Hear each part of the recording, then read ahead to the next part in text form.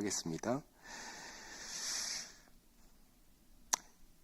여러분께서 기도해 주시고 그리고 응원해 주셔서 저는 잘 쉬고 왔습니다. 캄보디아에 휴가차 다녀왔습니다.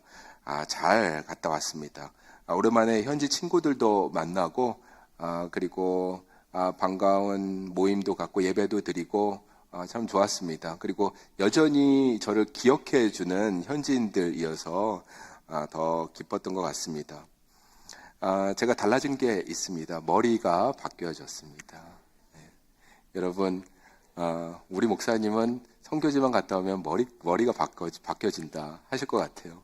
작년 이맘때, 작년에는 5월 달에 갔다 왔는데, 그때에도 가자마자 제가 머리를 깎았습니다. 푸놈펜에서 있는 그 중심가의 토쿄 바버샵에 갔습니다. 푸놈펜에 있는데 도쿄 바버샵이에요. 그래서 일본 스타일로 깎아주나 싶었는데 캄보디아 군인처럼 깎아줘서 너무나 당황했던 기억이 아직도 생생합니다. 그래서 이번에는 그 도쿄 바버샵 바로 옆에 있는 새로 문을 연 웨스턴 바버샵을 갔습니다. 네, 거기 가서 머리를 깎는데 그 가기 전의 모습과 간 후의 모습을 보여드리도록 하겠습니다. 먼저 볼까요? 예. 입구에서 저런 모습이었는데 이번에는 생각보다 잘 나왔습니다. 다음 슬라이드 보여주시죠. 네, 그래서 괜찮죠?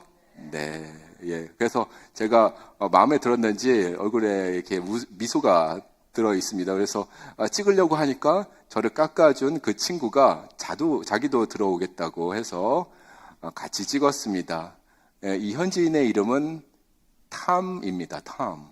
그래서 어떻게 탐이라는 이름을 가지고 있냐 그랬더니 웨스턴 바버샵에서 이러기 때문에 가명을 하나 자기가 지었다고 합니다.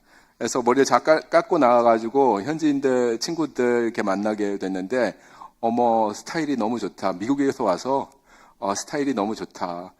머리를 어디서 깎았나 물어보더라고요. 그래서 제가 얘기는 안 했습니다.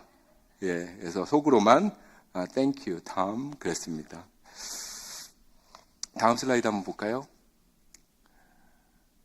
예, 친구들 그리고 제가 참 사랑하는 우리 현지 목사님, 소카 목사님 이번에도 같이 찬양을 불러서 부르면서 참 너무 좋아서 비디오로도 찍었는데 그거는 이제 나중에 기회 될 때 여러분에게 보여드리도록 하겠습니다. 이제 중간에는 이제 사모님이 계시고요.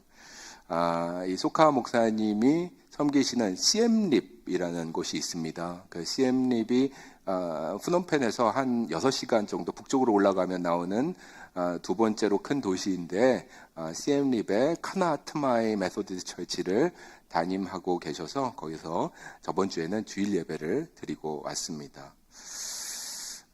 이번에 선교지에 가서 제가 느꼈던 것 그리고 경험했던 것을 담아서 시편 39편 말씀과 더불어 하나님의 말씀 전하도록 하겠습니다. 선교지에서도 하나님은 계시다.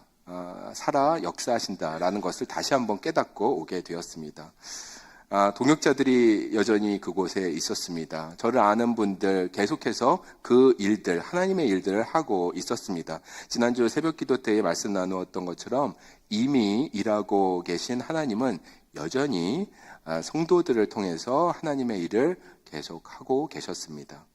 몇몇 분의 선교사님들에게 질문을 드렸습니다.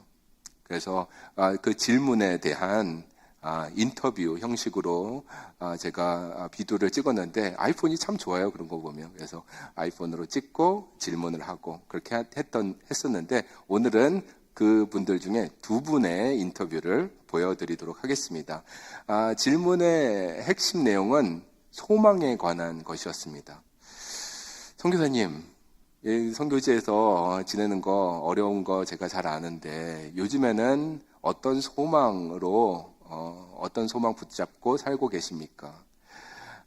주저앉고 싶을 때 있는데 선교사님을 다시 붙들어 잡는 새로운 힘을 주는 그 힘의 원천은 요즘에는 무엇입니까? 하고 궁금해서 물어봤습니다. 제가 설교 중간에 이분들의 대답을 들어볼 터인데, 대답의 내용은 다 다르지만 공통점이 있었습니다. 그들의 소망은 이 주위의 환경이 달라지는 것이 아니었습니다. 그리고 선교 사역을 10년 하든 20년 하든 33년 하는 선교사님도 만나 보았는데 이제 보여드리겠지만 환경이 바뀌거나 아니면은 본인이 하고 있는 선교 사역이 사람들에게 잘 알려지고 더 커지는 것이 소망이 아니었습니다. 그들의 소망은 단순했습니다. 나의 소망은 주께 있다. 하나님만 붙들고 산다. 이런 내용의 인터뷰였습니다. 먼저 김인성 선교사님 인터뷰를 보여드리도록 하겠습니다. 저희 교회에서도 말씀을 전해주셨는데요. 작년에 오셨죠? 11월 달에 오신 걸로 기억이 나는데 주먹세계에서 이름 날렸던 김인성 선교사님의 대답 듣도록 하겠습니다. 선교사님, 얼마 전에 수술도 받으셨고 폐가 안 좋으셔서 폐 수술도 받으셨고 어깨가 안 좋으셔서 어깨 근육 수술, 그 큰 수술도 받으셨는데 육체적으로도 힘들고 선교 사역하면서도 어려운 점 많이 있으실 텐데 요즘 다시 힘나게 하는 건 뭐가 있을까요? 선교사님의 대답 한번 듣도록 하겠습니다. 저는 우리가 정말 선교를 하다 보면 이 전국 사람들이고 저기가 다 불교인들이기 때문에 이제 부닥치는 일이 굉장히 많아요. 우리가 진짜 스트레스 받고 우리가 할 수 있는 게 별로 정말 없어요, 어떤 때는. 그런데 그때마다 저는 여기 장관님도 만나고 여기 제일 높은 스님께서 또 저를 갖다가 700불 도네이션하고 막 이렇게 있을 수 없는 일들이 벌어지는 거 보고, 야, 진짜 기쁘더라고요. 야, 하나님께서 정말, 힘이 좋구나. 하나님께서 저를 많이 사랑하시구나. 그러니까 그럴 때마다 저는 행복을 느끼고 기쁨을 느꼈죠. 선교사님 만나면은 저는 참 많이 웃어요. 왜냐면 선교사님 말투에 예전의 그 삶에 그게 묻어 있습니다. 조폭 생활에 그게 묻어 있습니다. 예를 들어서 하나님이 힘이 참 좋다. 뭐 이런 말씀도 하시고, 우린 보통 능력이 있으시다. 뭐 이런 얘기 하시는데 하나님이 힘이 좋다. 그런 말씀을 하시고, 또 이번에도 재밌었던 게 뭐냐면은 주지 스님하고 또 친해지셨어요. 그래서 그쪽 나라가 이제 국교가 불교라서 95% 이상의 인구가 불교인이라서 곳곳에 절이 있습니다. 근데 절에 있는 스님들이 하지 못하는 일들을 이 선교사가 와서 해주니까, 뭐 예를 들어서 초등학교, 중학교 이렇게 세워서 가난한 사람을 돕는 일도 하게 되고, 그 아이들의 부모들이 너무나 가난하니까 그 사람들에게 뭐 집을 준다든가, 뭐 아이가 뭐 다리가 다쳤던가 입이 삐뚤어지던가 할 때에 한국이랑 연결해가지고 몸을 고쳐주는 그런 선교 사역을 하는 것을 보게 되면서 주지 스님이 찾아왔다고 합니다. 그리고 이렇게 가져온 돈을 전해주는 것입니다. 현진 돈으로 다 합쳐봤더니 약 700불 정도 되는 큰 돈을, 여러분 상상을 해보세요. 스님이 오셔서 돈을 선교사한테 주는 것입니다. 그리고 우리를 도와줘서 고맙다. 이것도 당신이 하는 좋은 일에 써달라 하면서 도네이션을 해주는 것입니다. 선교사님이 놀라는 것입니다. 이런 상상하지도 못하는 일들이 나에게 벌어지는 것을 보면서 하나님은 살아 계시는구나. 하나님은 나 같은 사람도 쓰시는구나 하면서 감사했다고 하는 것입니다. 오늘 본문의 다윗이 이런 고백을 합니다. 시편 39편 7절입니다. 가서 한번 볼까요? 시작. 주여, 이제 내가 무엇을 바라리요? 나의 소망은 주께 있나이다. 내가 무엇을 붙들고 살리요? 나의 소망은 주께만 있습니다. 주님만 능력이 있습니다. 하나님이 힘이 좋으십니다. 그러니까 나는 다른 사람 의지하지 않습니다. 선교사님도 같은 고백을 하고 있습니다. 다윗의 인생에는 참으로 어려움이 많이 있었습니다. 공격도 많이 받았고, 그리고 억울한 일도 많이 있었고, 그리고 비난하는 사람들도 참 많았습니다. 악인들은 왜 이렇게 세상에 많은지 이해가 잘 안 됐습니다. 이 악인들이 또 벌을 받지 않고 잘 나가니까 이것도 이해가 안 됐습니다. 이런 환경 속에서 나는 어떻게 살아야 하는가? 다윗은 고민하였습니다. 그의 고민의 흔적이 1절에 나와 있는데 나는 이런 환경 속에서 이런 자세로, 이런 처세술로 살아야 되겠다. 1절 가서 읽도록 하겠습니다. 시작. 내가 말하기를 나의 행위를 조심하여 내 혀로 범죄하지 아니하리니 악인이 내 앞에 있을 때에 내가 내 입에 재갈을 먹이리라 하였도다. 세상이 험하고 세상이 본인을 끌어내리려고 하고 공격이 이곳저곳에서 들어오는데 그런 상황 속에서 본인이 살 길을 찾으려고 발버둥 치는 것입니다. 그러면서 다윗이 나의 마음을 내가 잘 다스리면 되지 않을까? 그러면서 1절을 시작합니다. 자신을 통제하면 되지 않을까? 그래서 자제지심입니다. 그래서 자제하는 마음을 기르면은 이런 험한 세상 이겨낼 수 있지 않을까? 1절에 이렇게 고백하고 있습니다. 여기 보니까는 내가라는 단어가 많이 나오는데 내가 행위를 조심해야 되겠다. 내가 내 혀를 지켜야 되겠다. 내가 내 입에 자갈을 물려야 되겠다. 이렇게 하면서 셀프 컨트롤을 하려고 하는 것입니다. 자기 힘으로 어떻게 해서든지 세상에 맞서려고 하는 것입니다. 여러분, 우리도 다윗과 같이 이런 자세로 세상에 살 때가 있지 않나 싶습니다. 내가 내 감정을 잘 다스려야지. 내가 내 혀를 컨트롤해야지. 내가 조금 더 참고 양보해야지. 신앙생활 할 때도 마찬가지입니다. 내가 좀 더 기도해야지. 내가 좀 더 믿음을 갖도록 노력해야지. 내가 흔들리지 말아야지 하면서 내가 할 때가 있습니다. 그런데 문제는 이거 다 좋은데 나를 붙들고 있는 사람이 결국에는 나는 것이 그것이 문제라는 것입니다. 이렇게 살게 될 때 우리는 바로 문제에 마주하게 됩니다. 더한 문제에 마주하게 되는데 다윗도 이렇게 살다가 보니까는 바로 문제에 맞닥뜨리게 됩니다. 그 문제가 3절에 나와 있습니다. 3절 가서 읽도록 하겠습니다. 시작. 내 마음이 내 속에서 뜨거워서 작은 소리로 읊조릴 때에 불이 붙으니 나의 혀로 말하기를. 문제는 무엇입니까? 입은 좀 닫을 수가 있어요. 우리가 교육을 받았기 때문에, 그리고 인간이기 때문에 우리가 컨트롤을 어느 정도 할 수가 있습니다. 잘 할 때도 있는 것 같은데 셀프 컨트롤을 이 마음속 깊은 곳에 있는 그것은 해결할 수 없는 것입니다. 마음속 깊은 곳에 있는 그 답답함, 그 아픔, 그 분노, 그 부정적인 그 고통은 해결할 수가 없어서 불처럼 일어나는 것입니다. 이러한 문제를 맞닥뜨리게 되는데 다윗도 이런 문제를 바로 3절에서 맞닥뜨리게 되었습니다. 성도님 여러분, 우리는 스스로를 컨트롤할 수 있다고 생각할 때가 많이 있습니다. 노력하면 된다고 생각할 때가 있습니다. 그런데 본인의 영혼까지 자기의 힘으로 붙들 수는 없는 것입니다. 마음속에 그 깊은 곳에 있는 슬픔이 있는데 그것을 해결할 수는 없습니다. 마음속에 그 밑바닥에 있는 분노, 그리고 두려움, 그것까지는 우리의 의지로 해결할 수가 없습니다.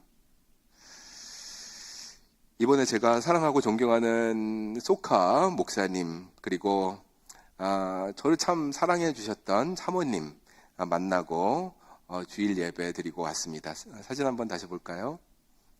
사진 찍는다고 하면 사모님이 제 옆에 이렇게 딱 붙어서 서 계십니다. 근데 재미난 일이 하나 있었습니다. 제가 기억하는 이 소카 목사님의 사모님, 저도 이름을 몰라요. 그냥 사모님이라고 불러서 네아꾸루, 사모님이라는 말인데 네아꾸루.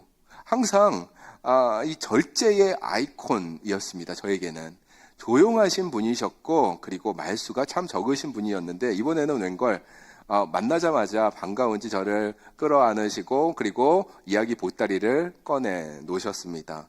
캄보디아 감리교단 안에 있는 교회를 하고 계시기 때문에 교단 안에서 일어나는 일들 저한테 업데이트를 해주셨습니다.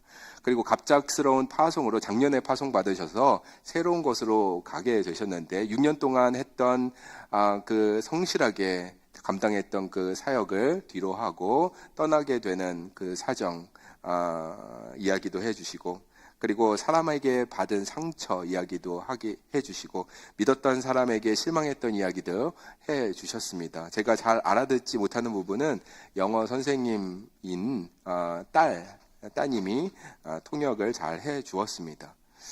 소카 목사님이 옆에서 서 계시는데 깜짝 놀라시더라고요. 이 사람이 이런 사람이 아닌데 왜 이렇게 말수가 적은 사람이 왜 이렇게 말을 많이 하나 하는 표정이었습니다. 그래서 말하시는데 느몸 캄보디아 언어로 느몸은 enough이라는 말입니다. 그만해.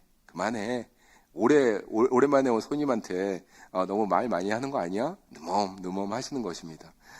그런데 저는 오히려 사모님한테 감사했습니다. 다윗이 시편 39편에 하나님 앞에 나와서 솔직하게 이야기를 하는 것 같았기 때문입니다. 저를 신뢰해 주시는 것처럼 느껴져서 사모님한테 감사했습니다. 여러분, 우리는 말을 줄일 수도 있고 말을 할 수도 있습니다.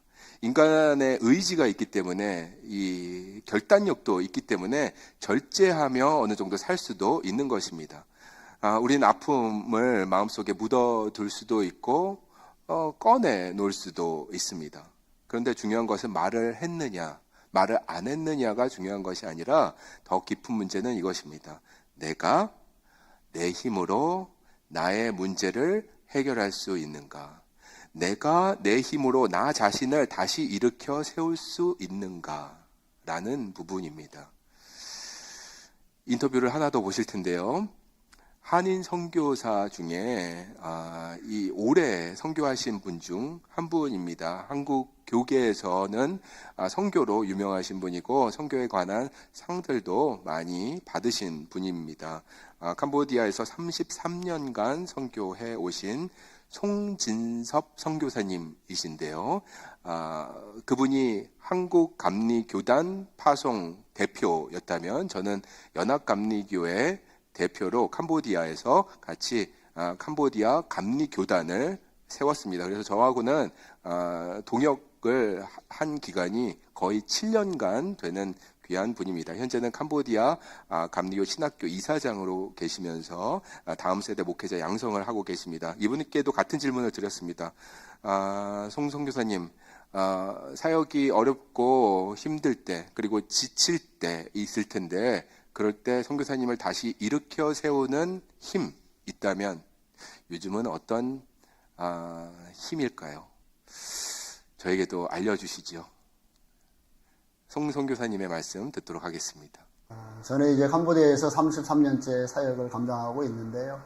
지금까지 사역을 할 수 있었던 힘은 무엇보다도 제가 어릴 때 하나님께서 저의 이름을 불러 선교사로 불러주신 그 소명, 확실한 소명이 있었기 때문에 지금 여기까지 올 수 있었다 생각을 합니다.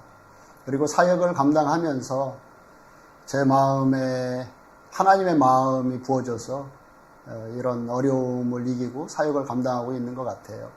캄보디아 사람들이 정말 가난하고 비참하게 살아가는 사람들이 많이 있지만 그런 육신적인 가난함과 궁핍함이 불쌍한 게 아니라 그들이 하나님을 모르고 지옥으로 가는 게 너무 더 비참하게 생각이 되고 안 된다고 생각을 하거든요.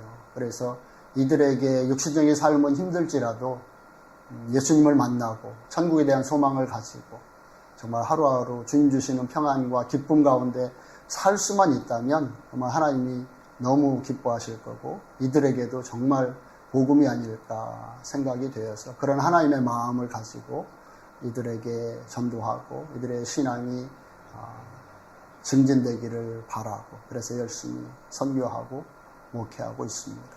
감사합니다. 네, 감사합니다. 네. 송 선교사님 만나면서 늘 느끼는 거는 이분이 성취한 것들이 많이 있습니다. 33년간 선교하시면서 하신 일들이 있는데 내가 이런 걸 했다, 내가 이 건물을 세웠다, 교회도 상당히 많이 세우고 목회자들, 따르는 후배 목회자들도 많이 양성을 하셨는데 그런 얘기는 할 필요가 없는 것입니다. 겸손한 분을 만나면은 참 저는 더 이야기하고 싶어집니다. 이분은 내가 이런 걸 했습니다, 저런 걸 했습니다 말하지 아니하고 늘 하나님이 하셨습니다. 하나님이 나를 부르셨습니다. 하나님이 내게 마음을 주셔서 내가 선교를 할 수 있습니다. 현지인들을 사랑할 수 있는 마음을 하나님이 주셨습니다. 그리고 무엇보다도 나를 지탱하는 힘, 과거에도 그렇고 현재도 나를 지탱하는 그 힘은 하나님이 주신 소명입니다. 라는 말씀을 해주십니다. 흥미로운 점은 다윗도 오늘 본문을 이렇게 읽어가다 보면은 서서히 그 삶의 무게 중심이 내가에서 하나님이로 바뀌는 것을 보게 됩니다. 4절 가서 보도록 하겠습니다. 4절 여호와여로 시작하는데 시작. 여호와여 나의 종말과 연한이 언제까지인지 알게 하사 내가 나의 연약함을 알게 하소서. 그동안은 내가 이렇게 1절, 2절, 3절 하더니 이제 여기 보니까 여호와여라고 시작합니다. 여호와여 주님께서 나에게 가르쳐 주시옵소서. 주님께서 나의 연수를 셀 수 있도록 지혜를 주시옵소서. 나의 인생이 얼마나 짧은지 알게 하여 주옵소서 하고 이렇게 기도합니다. 성도의 삶 가운데 이렇게 중심이, 이 포커스가 바뀌어야 한다는 것을 39장에 보여주고 있습니다. 성도님 여러분, 신앙생활 하면서 무게중심이 서서히 바뀌는 것이 자연스러운 것입니다. 필요한 것이고 자연스러운 것이고, 이 시선이 바뀌지 않는 것이 부자연스럽습니다. 여전히 내가 해야지, 내가 이것도 하고 저것도 하고, 교회 일도 내가 이러한 문장 구조로 살게 되면은 부자연스러운 것입니다. 무게중심을 어떻게 바꿀 수 있는가? 우리의 시선을 그렇다면 어떻게 바꿀 수 있는가? 그것은 생각보다 간단합니다. 여러분 주중에, 오늘은 당연히 교회에서 예배 드리니까 우리의 포커스는 하나님, 십자가, 앞에 보이는 우리 강단이 되는 것입니다. 그러면 예수님 생각하게 되는 것인데, 주중에서 여러분이 서 있는 그곳에서 그분을 바라보시기만 한다면, 생각만 한다면 바로 자연스럽게 경험할 수가 있는 것입니다. 아침에 눈을 뜬 그 침대 위에서도 우리의 포커스가 바뀌는 것을 경험하게 됩니다. 아침에 눈을 떴을 때 내가 참 잘 잤다, 그렇게 할 수도 있지만은 아침에 눈을 떴을 때 하나님이 오늘도 나에게 새로운 삶을 주시는구나, 하나님 감사합니다. 문장의 구조가 바뀌는 것입니다. 일터로 가는 그 운전하는 차 안에서도 바뀔 수가 있습니다. 가게 문을 여는데, 문을 열 때 큰 숨을 들여 마시면서 하나님을 생각하면 바뀌게 되는 것입니다. 문을 열면서 내가 오늘 이곳에서 또 진이 빠지겠지 하면서 문을 여는 게 아니라, 문을 열면서 큰 숨을 들여 마시고, 하나님 나에게 이 일터를 주셔서 감사합니다. 그리고 내가 오늘 만나는 사람에게 하나님의 은혜를 전하면 좋겠습니다. 저를 통로로 삼아 주시옵소서. 그래서 바뀌는 것입니다. 문장이 바뀝니다. 운동하면서도 바뀔 수 있습니다. 걸으면서도 바뀔 수 있습니다. 그리고 여러분이 주무시기 전에 침대에서도 바뀔 수가 있는 것입니다. 경험할 수가 있는 것입니다. 그런데 여기 보니까는 다윗의 변화에서 좀 특이한 점이 있어서 짚어보고 가야겠습니다. 또 우리가 배우기를 원합니다. 5절인데요. 다윗은 본인의 인생이 얼마나 짧은지를 가르쳐달라고 하고 있습니다. 이 부분이 참 특이하더라고요. 저 같으면은 바로 기도를 일반화해서, 하나님 세상을 봐주시옵소서, 이 세상에 이렇게 악인들이 많은데 좀 처리해 주시옵소서, 내가 지금 살고 있는 이곳의 환경을 봐주시옵소서. 정치적인 상황, 사회적인 이 환경이 너무나 답답합니다. 주님, 이거 보고 계시겠습니까? 그러면서 내가 서 있는 상황을 일반화하고 그리고 보편화해서 기도할 것 같은데 그렇게 기도하지 않고 매우 개인화해서 기도를 합니다. 5절 같이 읽도록 하겠습니다. 그의 기도문 한번 들어볼까요? 시작. 주께서 나를 한 뼘 길이만큼 되게 하심에 나의 일생이 주 앞에는 없는 것 같사오니 사람은 그가 든든히 서 있는 때에도 진실로 모두가 허사뿐이니이다. 내가 얼마나 연약한 존재인지 가르쳐 주시옵소서. 하나님, 내가 이 땅에 살고 있는데 이 땅에서 연수가 얼마나 되는지, 인생이 얼마나 짧은지 알려주시옵소서. 저는 이 개인화된 기도문이 참 지혜로운 문장이라고 생각합니다. 다윗은 본인의 인생을 이야기할 때 한 뼘이라고 하고 있습니다. 우리의 인생도 마찬가지입니다. 한 뼘과 같습니다. 엄지손가락 끝부분에서 새끼손가락 끝부분까지 한 뼘, 약 20cm 정도 되는 아주 짧은 거리입니다. 20cm. 얼마나 짧을까요? 이 정도 되는 것이죠. 이게 우리의 인생이다 라고 다윗은 이야기하고 있습니다. 성경의 다른 부분을 보니까 우리의 인생은 아침에 있다가 금방 사라지는 안개와 같다라고 인생을 표현하기도 하고, 또 우리의 인생을 성경의 다른 부분은 꽃과 같다고 말하기도 합니다. 피었다가 져버리는 꽃과 같다. 다윗은 손 한 뼘과 같다라고 하고 있습니다. 이것은 우리의 인생이 짧기 때문에 큰 의미 둘 필요 없다라는 말이 아니라, 우리의 인생이 너무나 짧기 때문에 오늘의 생명을 우리는 더욱 소중히 여기고 살아야 한다라는 말입니다. 이것이 매일 아침에 눈을 뜰 때마다 실질적으로 우리의 입술에 고백이 되어야 한다고 저는 생각합니다. 하나님, 오늘 새로운 생명을 허락하여 주셔서 감사합니다. 우리 모두에게 이 생명을 오늘 주셨습니다. 스크린 한번 보실까요? 제 친구 목사님이십니다. 현지인이고요. 이름이 C. 카메라라는 목사님입니다. 살아 있었다면 저와 같은 나이기 때문에 올해로 50이 되었을 것입니다. 나이도 저와 같고, 그리고 딸도 둘이고, 제 딸 둘하고 같이 자랐었고, 그래서 7살, 8살 계속 이렇게 같이 자랐습니다. 공통점이 많은 친구고 동역자였습니다. 저희 성도님은 제가 조용한 스타일의 설교를 하신다고 하는데, 저는 이 C 카메라 목사님의 이 불같은 설교를 좋아했습니다. 저도 닮고 싶은 부분이 있습니다. 그리고 제 안에도 불이 좀 있습니다, 여러분. 이 목사님하고 같이 동역하면서 많은 것을 주고 받았습니다. 서로 기도해주고 같이 이 성찬을 한 달에 한 번씩 이 교회에서 나누게 되었습니다. 이분이 섬기는 교회는 푸놈펜에 있는 똘꼭 메소디스 철치였는데, 감리 교단 안에서 가장 큰 교회로, 젊은이들이 가장 많이 모이는 교회로 성장하게 되었습니다. 그런데 어느 날 예기치 않은 사고가 나게 되었습니다. 갑작스러운 심장마비로 C 카메라 목사님은 쓰러지게 되었고, 며칠 지나지 않아 이겨내지 못하고 사랑하는 가족을 두고 먼저 떠나고 말았습니다. 이런 일을 겪을 때에 시편의 이 말씀, 이것이 현실로 다가오게 됩니다. 길지 않구나. 우리의 인생이 길다고 생각했는데 너무나 짧구나.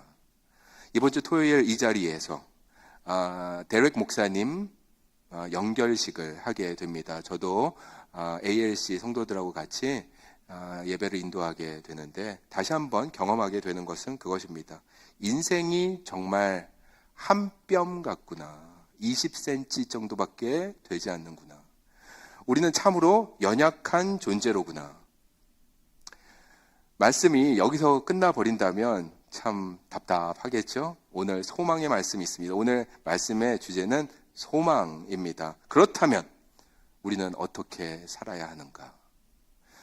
이런 환경 속에서 유한한 인간이 유한한 이 땅에서 어떻게 살아야 하는가? 자, 이제 오늘 본문에서 가장 소중한 구절을 읽도록 하겠습니다. 이 구절이 우리에게 참 소망이 되기를 소망합니다. 여러분의 기도문이 되고 그리고 입술의 찬양이 되기를 저는 기도합니다. 6절 가서 볼까요? 6절, 7절 같이 큰 목소리로 읽도록 하겠습니다. 시작. 진실로 각 사람은 그림자같이 다니고 헛된 일로 소란하며 재물을 쌓으나 누가 거들는지 알지 못하나이다. 주여, 이제 내가 무엇을 바라리요? 나의 소망은 주께 있나이다. 아멘. 주여, 내가 이제 무엇을 바라리요?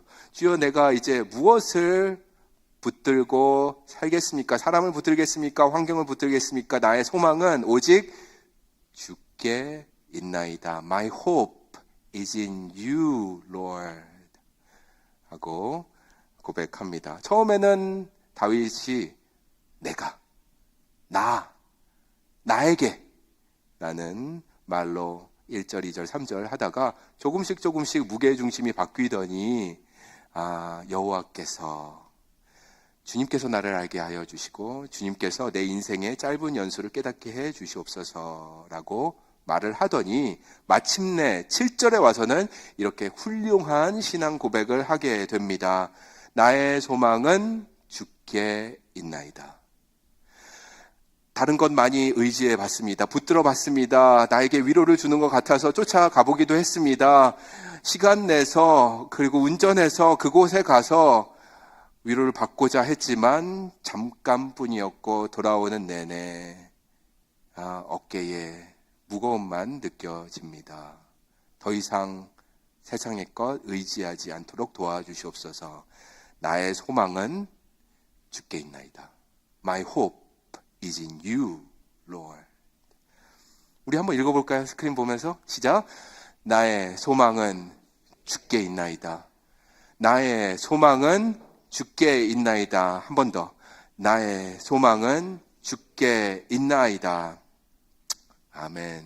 이렇게 본인을 던지는 것입니다.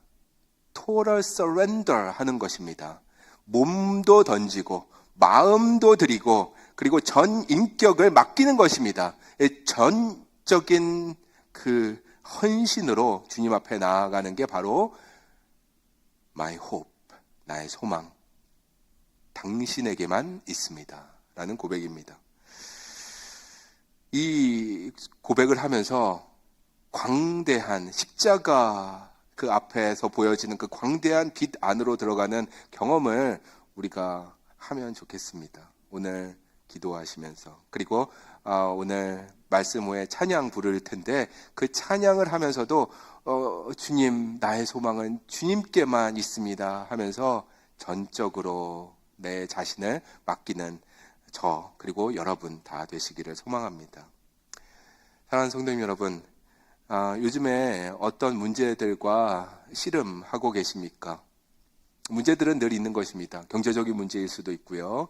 자녀에 대한 걱정일 수도 있고 부부간에 말할 수 없는 문제 있을 수도 있고 그리고 주위에 있는 분들과 관계성의 문제일 수도 있고 그리고 무엇보다도 사랑하는 배우자가 아파서 고생하는 모습 보면서 마음이 무너질 때도 있습니다.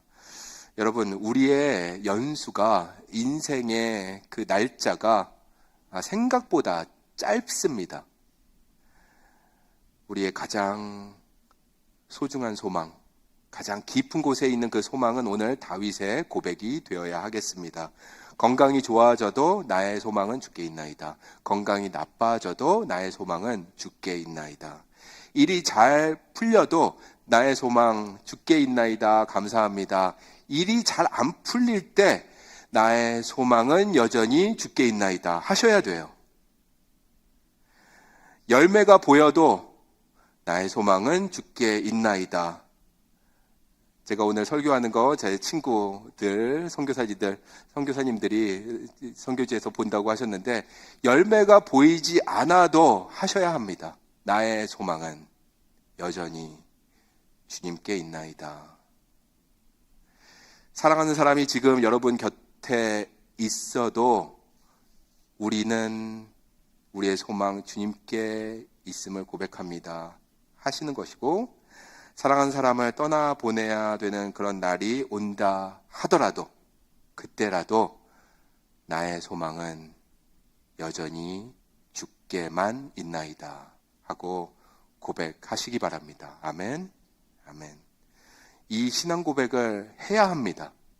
오늘도 하고 내일도 하고 주님 볼 그날까지 매일매일 전 인격을 다 드려서 주님께 고백해야 하는 것입니다. 왜냐하면 우리의 인생은 여전히 한 뼘처럼 짧지만, 우리의 인생은 있다가 사라지는 꽃과 같고 안개와 같지만, 우리가 믿는 하나님은 영원하시기 때문입니다. 아멘. 그러므로 오늘 이 다윗의 기도가 여러분의 기도 그리고 저의 기도가 되기를 소원합니다. 잠시 후에 부를 이 몸의 소망은 무엇인가?